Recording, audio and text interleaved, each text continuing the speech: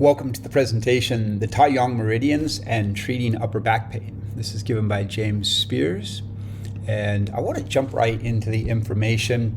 And we've got people listening and watching this at various levels, and I want to present new information that is totally new, that I've never shared before. And I also need to cover some of the basics. So if you're familiar with this, hold on, we'll get to some new stuff very quickly, but I first need to review some of the foundational material. So here in the image, we see on the left side what's known as the deep back arm line, and it looks a lot like the small intestine meridian. And then on the right side, we see the superficial back line that looks a lot like the bladder meridian. Now, the reason to understand these myofascial lines and to equate them with the meridians is because it gives us a really thorough understanding of the muscles that are a part of the meridians, as well as some of the differences between the myofascial lines and the meridians. And the really good stuff is in the differences between the meridians and the myofascial lines, because this is the place where we can discover some of the gaps in our knowledge. This is the place where we can start to make anatomical sense of how points work the way they do and why they work the way they do. And this is really the place where we can master anatomy at a higher level and bring that back to the traditional teachings and techniques. So one thing I want to do quite quickly is review some of the point groups that are used for upper back pain in the Master Dong system, as well as in the balance method. I also want to cover some assisted movements, and I've got some videos later in the presentation of me doing some assisted movements on someone. I also want to discuss acupressure and how we can use that with distal needling. Now, one key point that is a really important thing is if you're doing distal needling and not getting results, then one of the first questions that I ask people when they tell me they're doing distal needling and they can't really get it to work is I ask them if they're having the people move the affected area. And a lot of times people will say no, it's maybe something they overlooked, or maybe they're not having them move appropriately or extensively enough.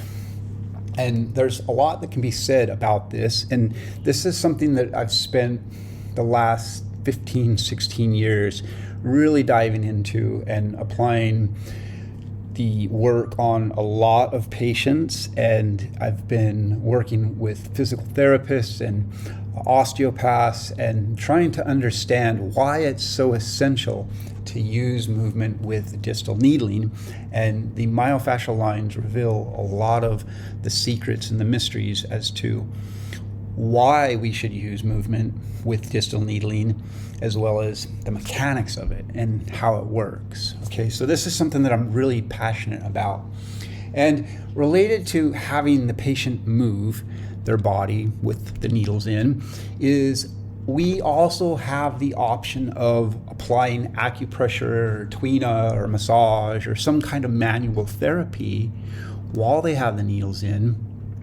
And this can act as a substitute or an alternative treatment to having them do the movement with the needles in.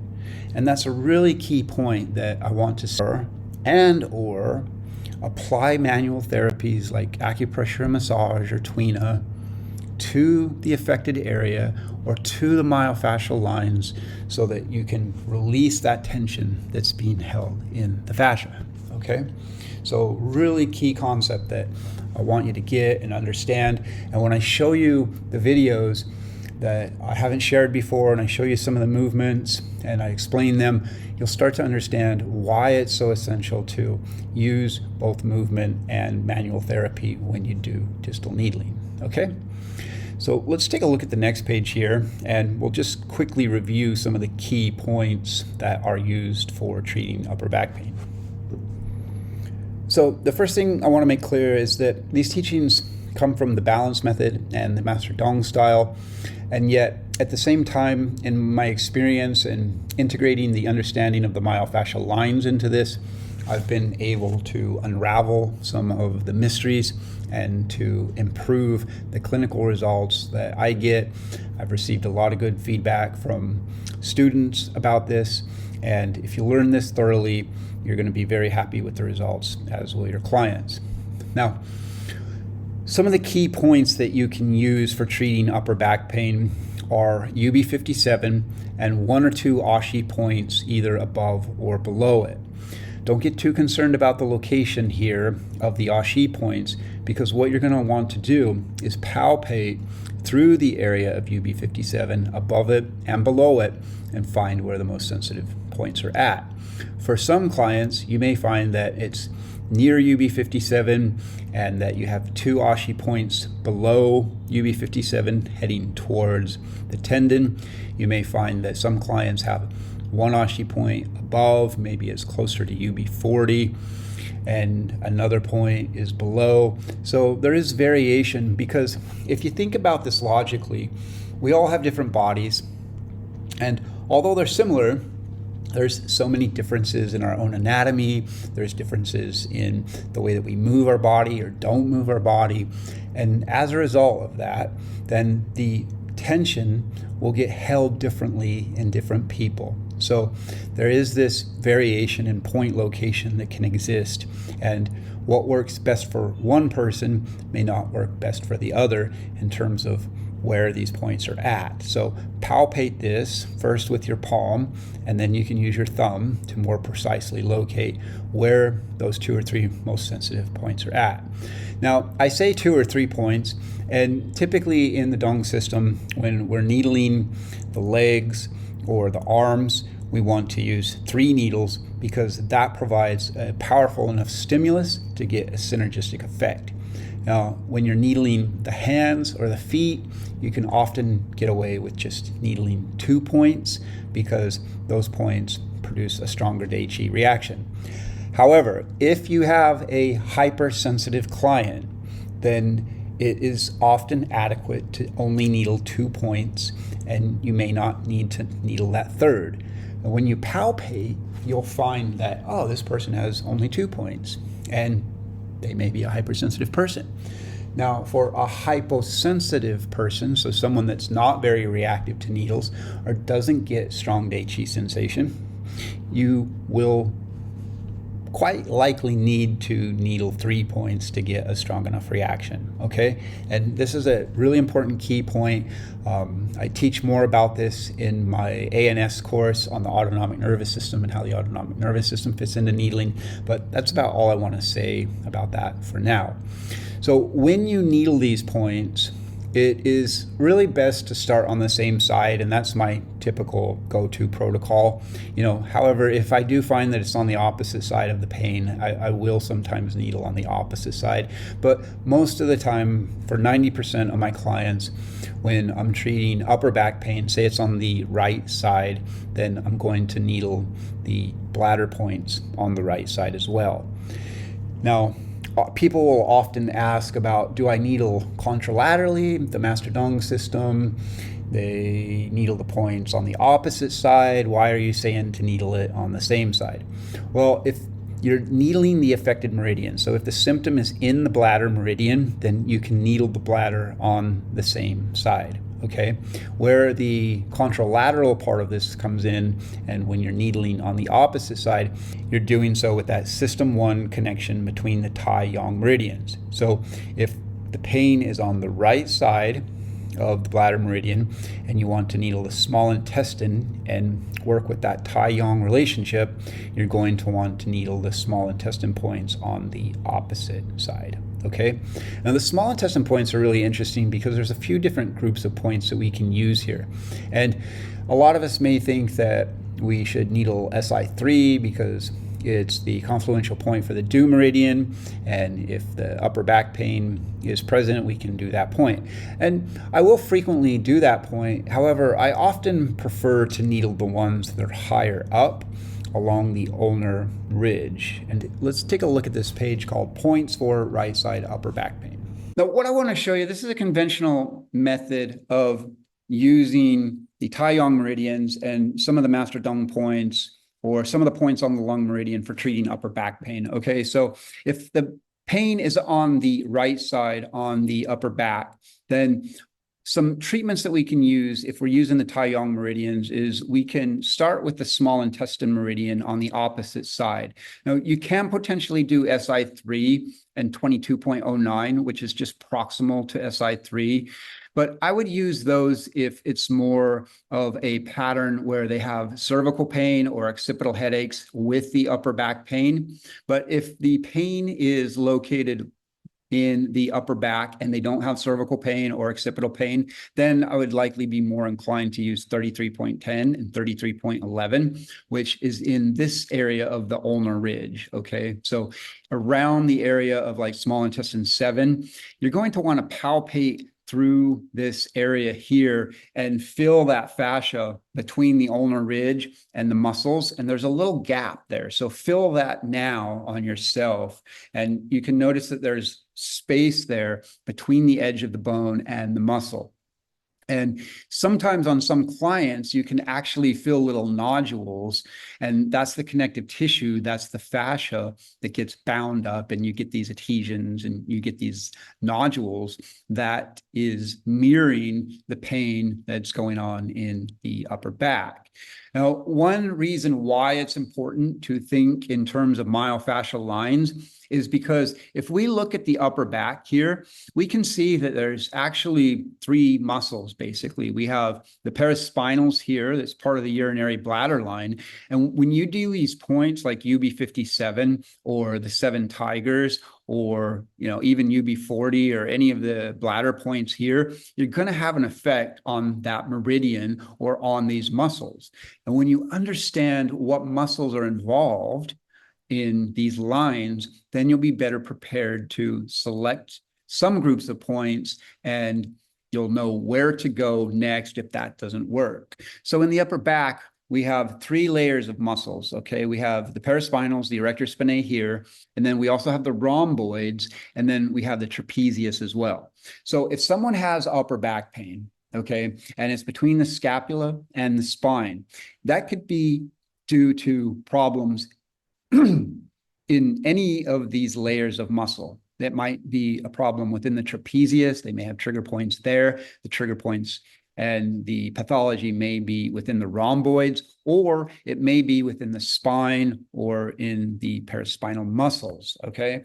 Now, if you have a problem in the rhomboids, but you do points like UB57 and the Ashi points in that area, you may not get a good result, or maybe you get 20 or 30% improvement, or you get a certain level of improvement possibly. For some clients, you may needle those points and then you don't get a result. And a lot of times they work, but sometimes they don't.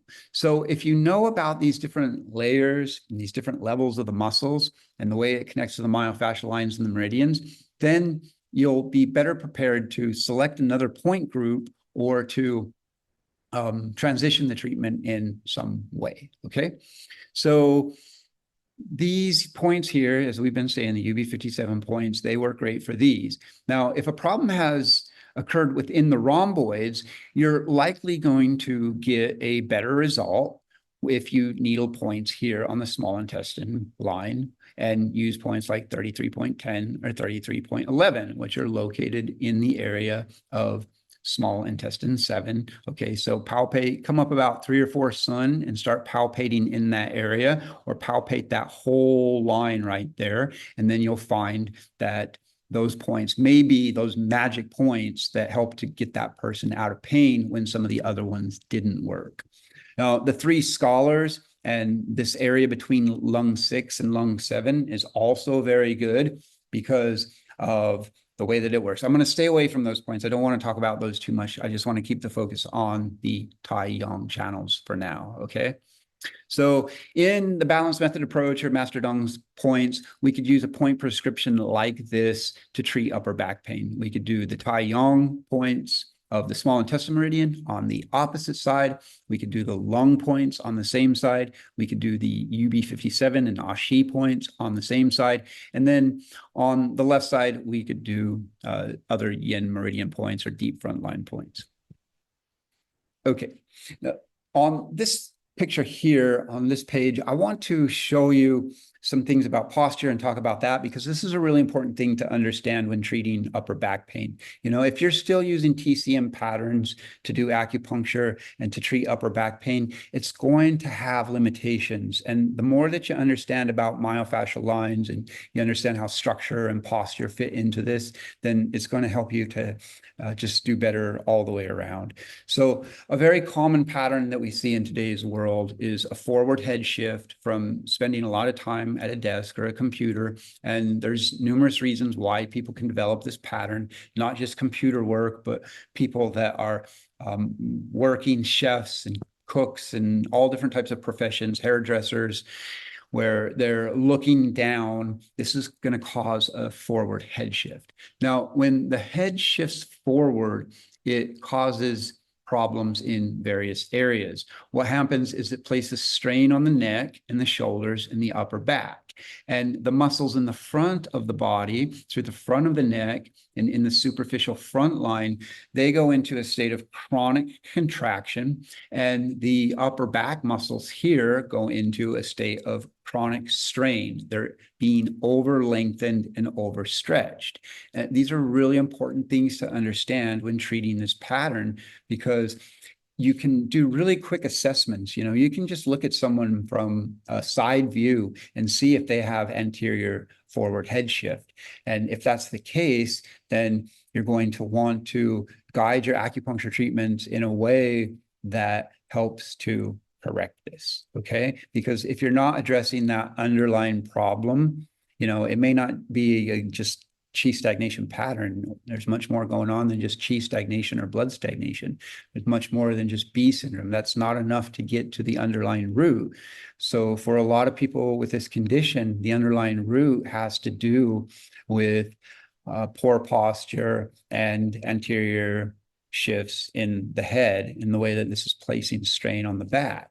Now, through understanding this, we can prescribe movements, we can show them some Qigong movements, we can show them some stretches that can help to correct their posture.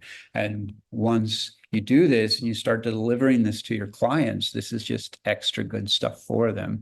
And it really is important because it allows them to play a more proactive role in their health as well. You know, medicine, allopathic medicine, and even alternative medicine, it's really important to get people proactively involved in maintaining their health, because if we're just putting needles in people and we're not showing them how to get better through corrective movements and little simple things, little simple stretches and Qigong exercises, or showing them how to strengthen their back, then the problem's just going to keep coming back. And then maybe they don't think that we're doing such a good job because we're only just putting needles in them. So really important to help them to understand how their posture or their excessive desk work is contributing to the problem, and simple things that they can do to correct that. Okay. So when they do spend a lot of time sitting like this, it causes excessive kyphosis and excessive rounding of the upper back. This puts strain and overstretching through the spine, through the rhomboids and the scapulas. And one thing that you want to do is teach them to retract the shoulders and scapula rather than having those scapula in excessive protraction, okay? So this movement here is going to cause those shoulders to round out, and it's going to put a lot of excessive strain and overstretching on the rhomboids, okay? So for those clients that don't respond to these urinary bladder points and have excessive rounding and have excessive kyphosis, and the rhomboids are in an overstretched and they're locked long, then retracting the shoulder blades and having them do some movements like that, or having them do some exercises to strengthen their back, is really important part of the treatment. So I've also worked with physical therapists a lot in my life, and they're the ones that really have a really good handle on this. So if you're working with a physical therapist, you know, you can refer your clients to them or learn from them simple exercises and movements that clients can do to restore the strength in their upper back, because a lot of this is due to excessive strain and overstretching. Okay, so On the deep back arm line, which looks a lot like the small intestine meridian, we can see that here. We've basically got 3 groups of points. Now, this is a slide from my 212 class on the upper back and the neck and the shoulders.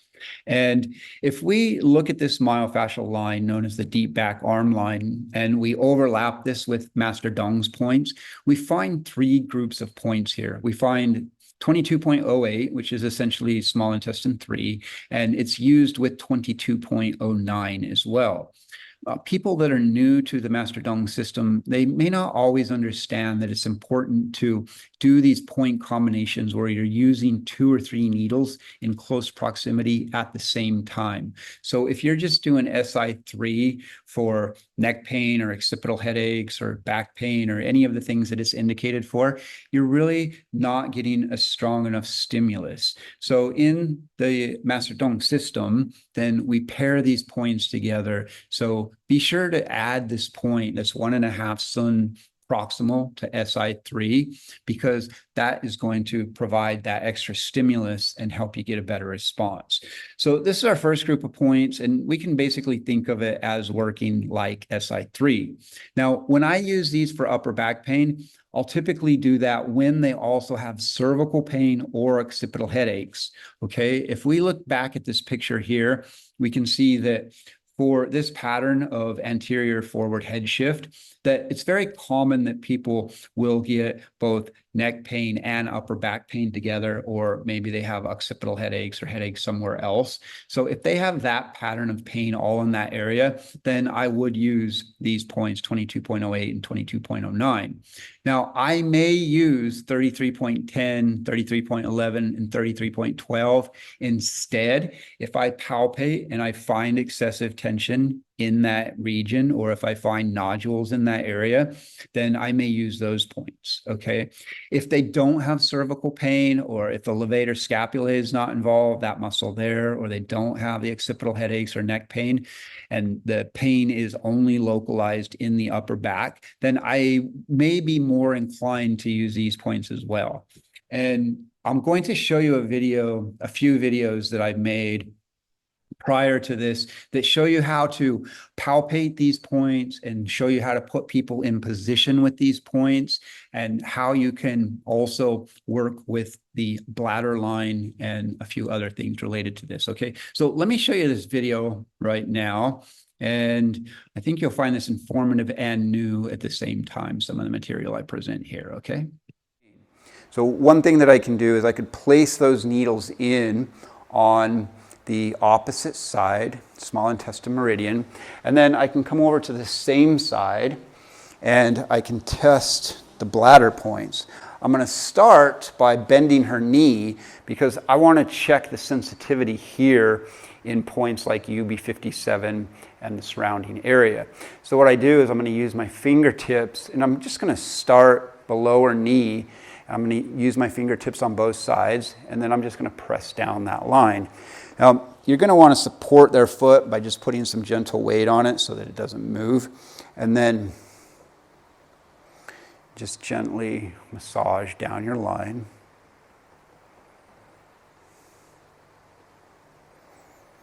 And there's a variety of different hand techniques that you can do here. I'm not going to go into all that now.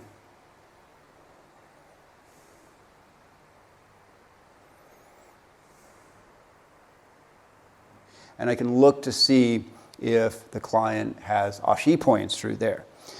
Now, if I find those and I get a positive reaction, then I'm going to want to needle them. So if the client is laying face up, you've got a few options about how you can reach these points. You can potentially just have them keep their leg up like this if they're comfortable with that, and then place the needle in this way. I sometimes do that, not always. I usually go for another position, and that's what I want to demonstrate now too, or some other positions that you can place them in if they're laying face up, but you want to get these points. So you can potentially put them in here. If you do that, you may want to use a fast needle technique with strong stimulation. That's one possibility. The other possibility is that if they're in external rotation enough, I can reach the bladder points through this angle. Okay, so There's some details that you need to know about. I'm not going to go into all of that now, and that involves the gastrocnemius and the soleus and knowing what muscle that you're needling into. Another way that you can reach the bladder points when they're in this position is that you can have them bend their knee and then abduct the leg out. And then you're probably going to want to use some kind of support here.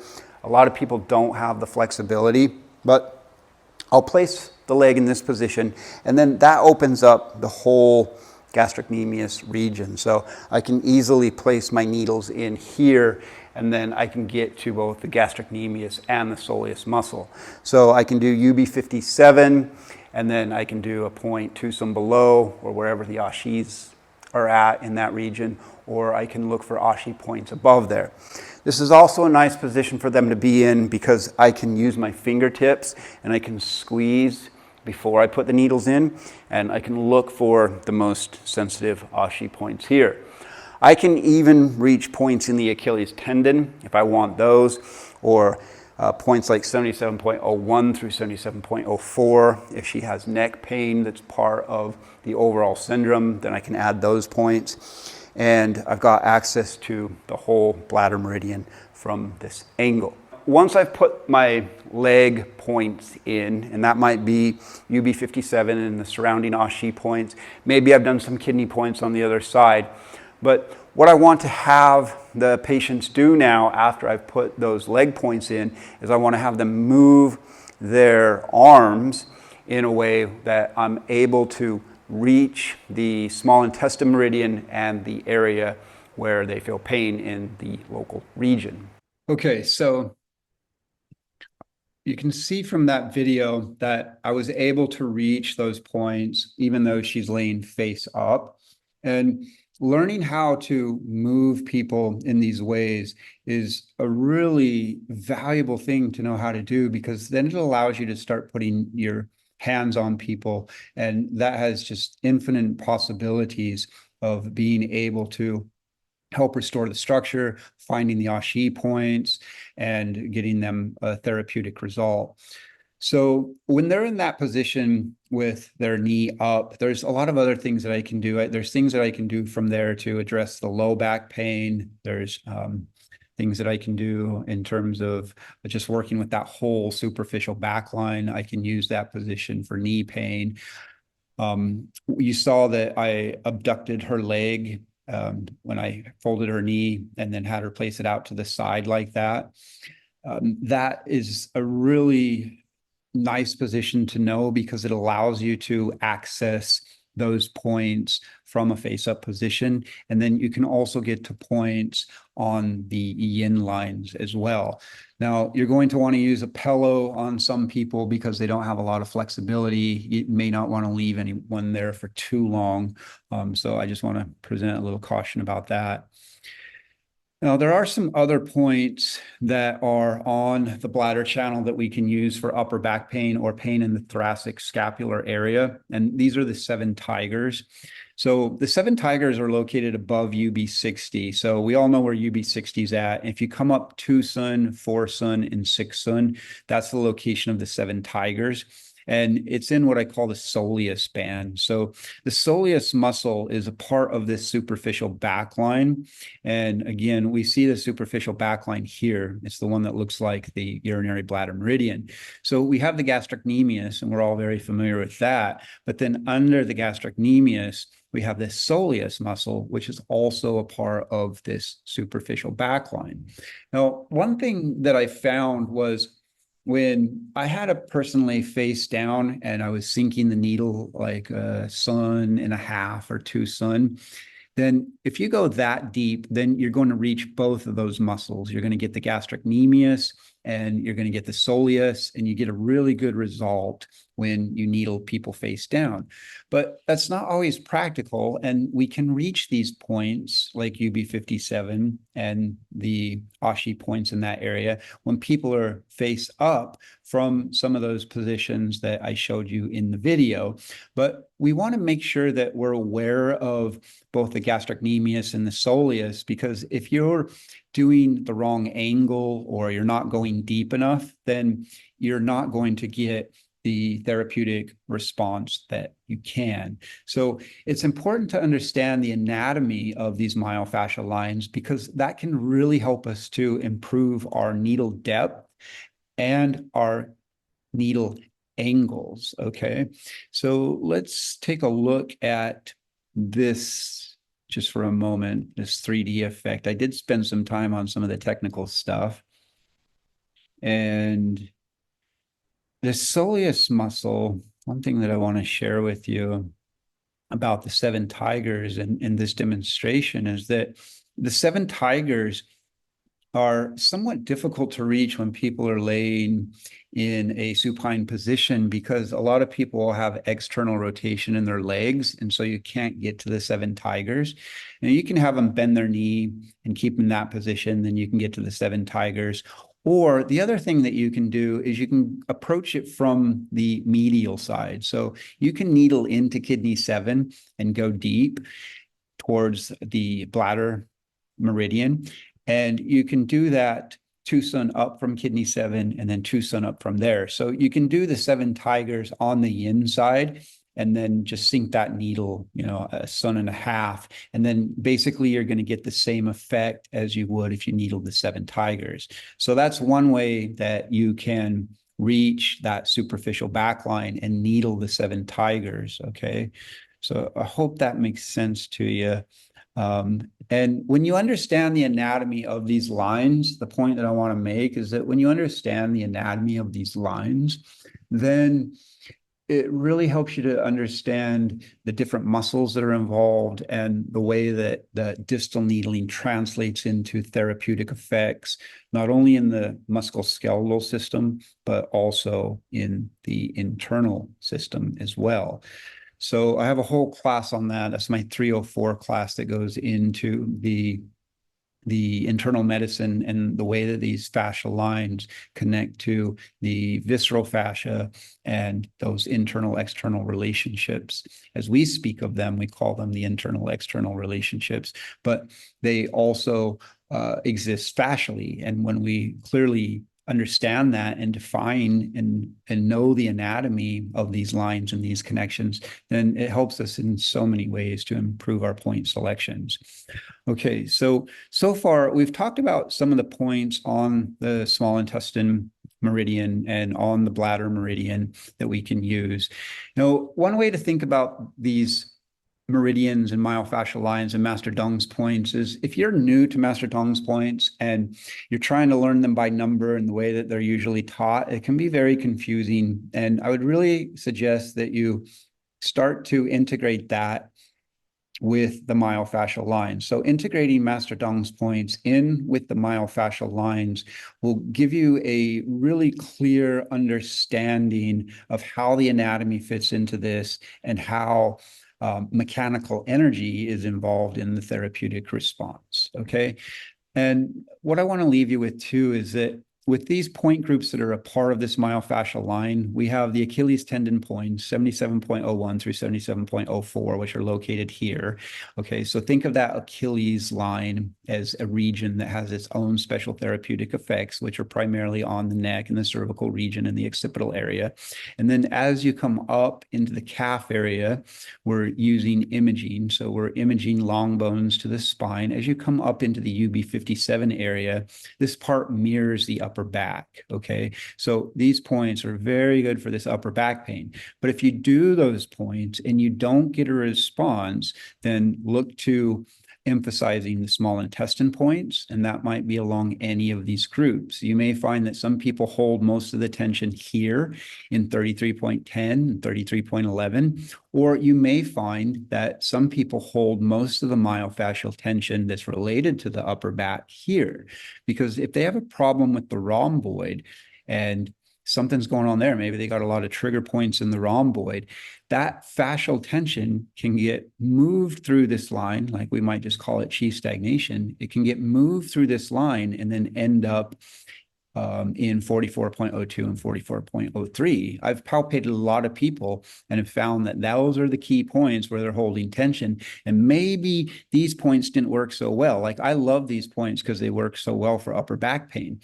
However, there are clients out there that will hold that myofascial tension more in the triceps, and it's those points that's going to give that magic result and be so powerful and be transformative for them, because that's how their body's holding tension. So let me show you how you can palpate those points and how you can needle them in a really simple way, and how you can work with the acupressure as well if you'd like to. Okay, so let's watch this video here. So once I've done the leg points and I've put the acupuncture needles in, then I can come up here and I can apply manual therapies and acupressure to her arm to target the upper back area. So for pain that's between the scapula and the spine, we think of that as being the urinary bladder meridian, but we also know that there may be different muscles involved. Maybe the trapezius is involved, maybe the rhomboids are involved, or maybe the paraspinals are involved. Now, if the problem is within the paraspinals, these points here in the bladder channel or in the superficial back line are going to be able to reach that. If the problem is in the rhomboids, then I'm going to want to add some techniques that are able to reach that region of the deep back arm line. So one thing that I can do is I can have her place her arm in this position. Notice how I'm rolling her fingers around and they're facing her shoulder. Now, when she's in this position, what it does is it opens up the tricep, which is part of that deep back arm line. So from here, I can check these points. Now you've got some master dung points in this region. You've got 44.02 and 44.03. Okay, so I can check those with just gentle pressure to see if she has any sensitivity there.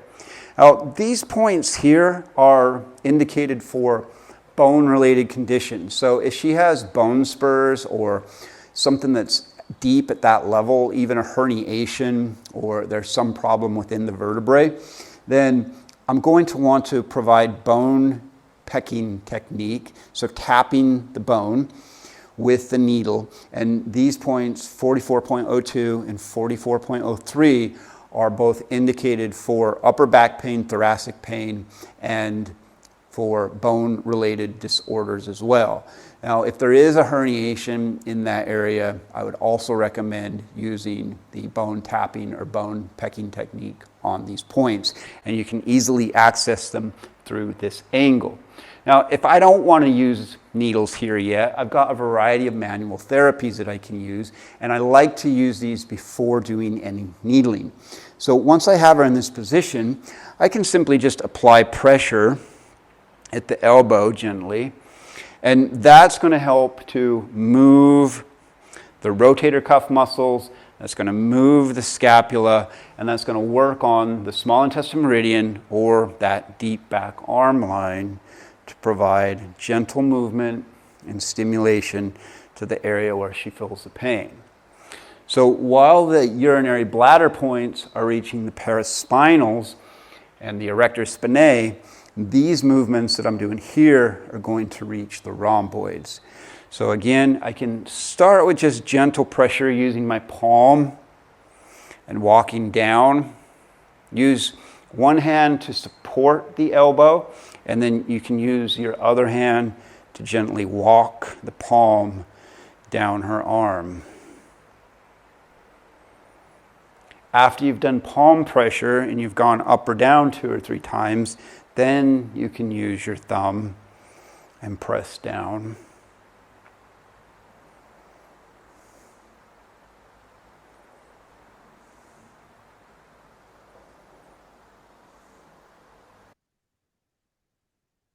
Okay, so I hope you found that useful. This is a really nice, simple, easy technique that you can do.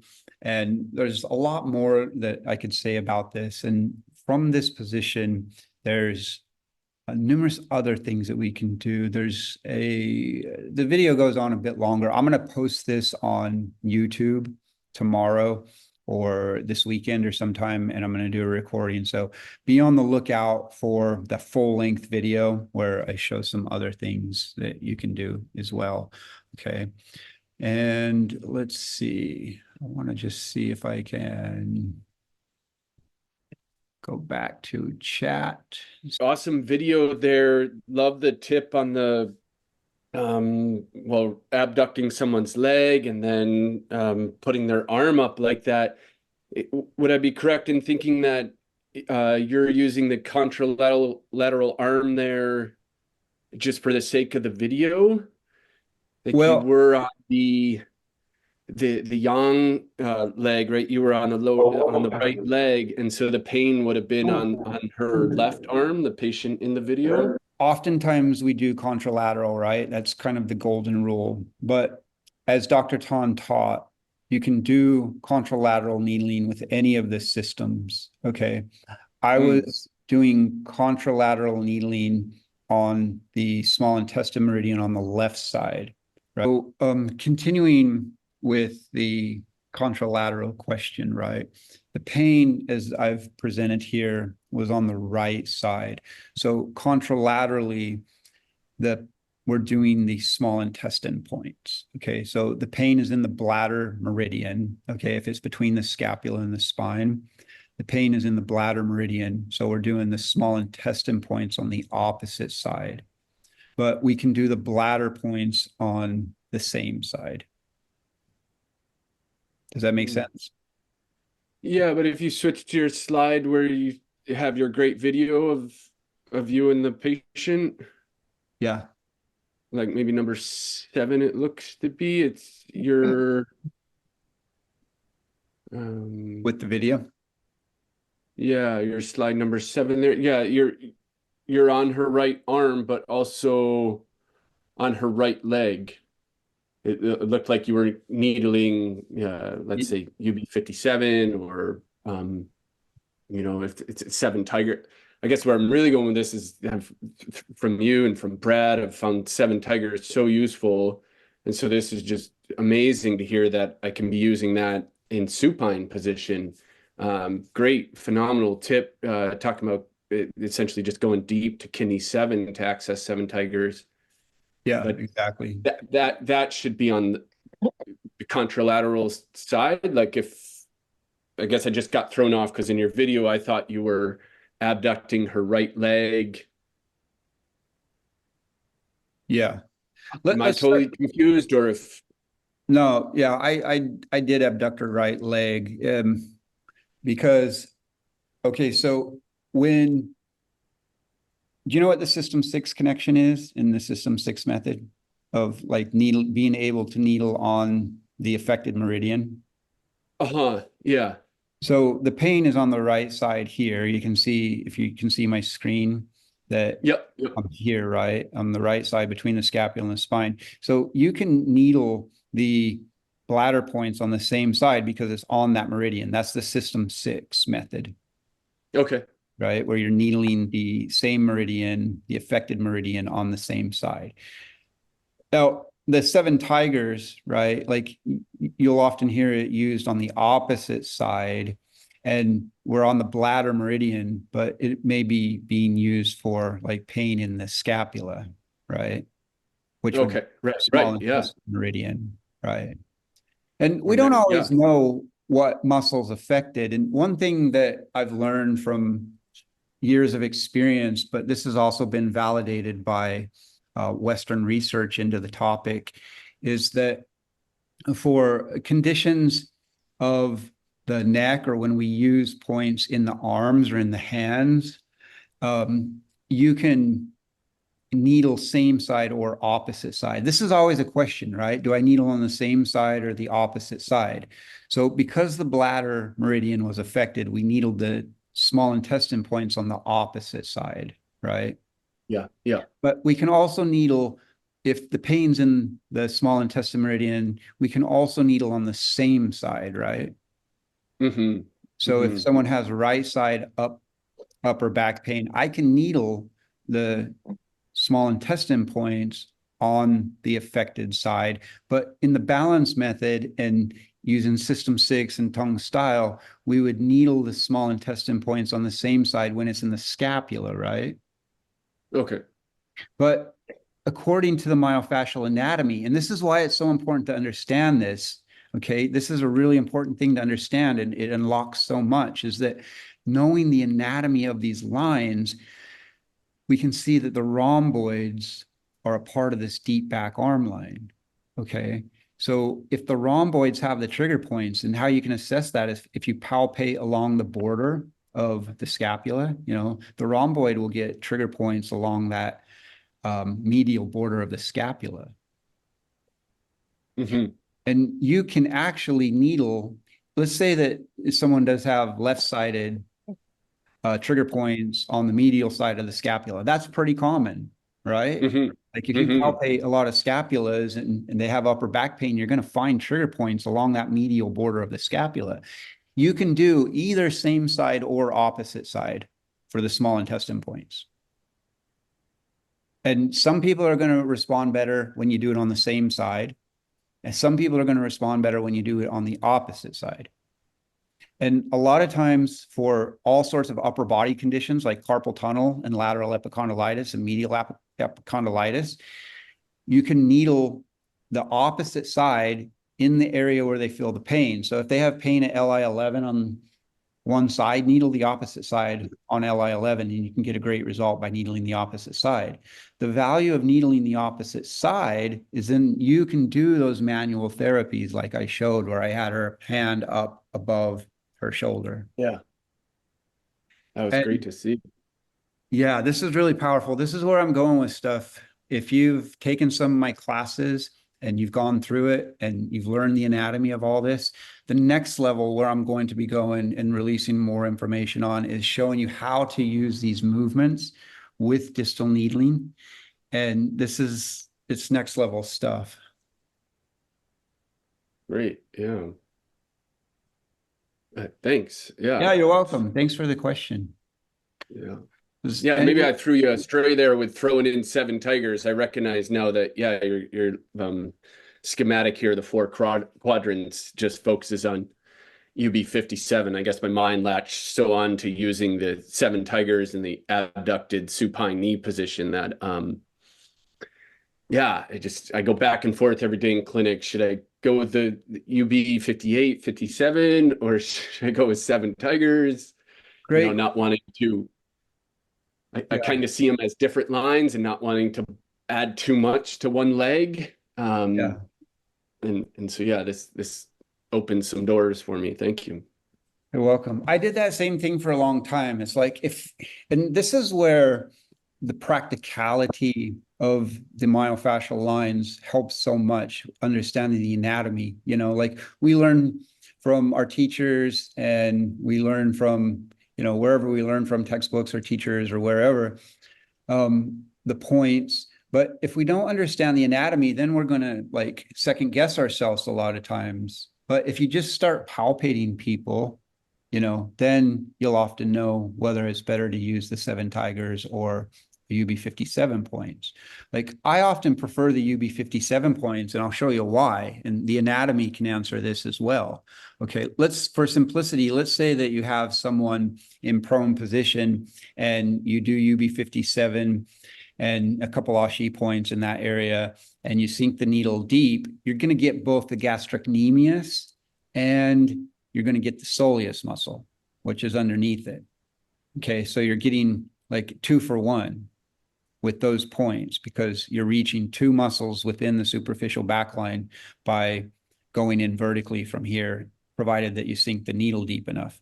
But if you do the seven tigers, right, like you got a lot of empty space, we'll call it, through here. Now it's still going to affect that superficial backline, but like I love the seven tigers and I frequently do use them. However, I find a lot of times that the UB57 is more powerful. And I think that's because we're getting both the gastrocnemius and the soleus and not just the empty space that's here. But it depends on the patient's sensitivity and it depends on multiple other factors as well.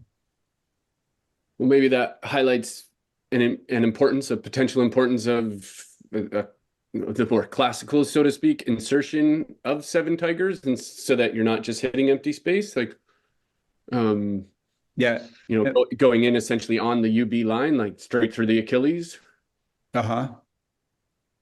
Say it. I just want to make sure I understand you clearly. What do you mean by a classical needle technique on that?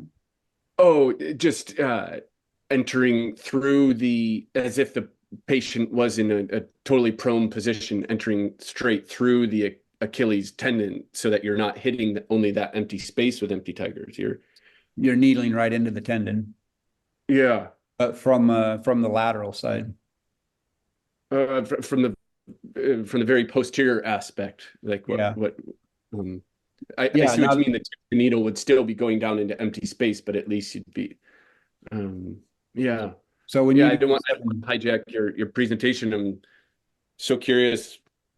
Yeah, with that patient, if you were palpating along the arm and then you still didn't get the release in the scapula, would you then flip her and go to some local or yeah, points sure. along the scapula? Yeah, I start with the distal methods, and then I don't like to needle that limb. You can. I did this for a lot of years, and it works really well. Like you can do those points, like the three scholars for the upper back pain as well, on the same side, and that works great.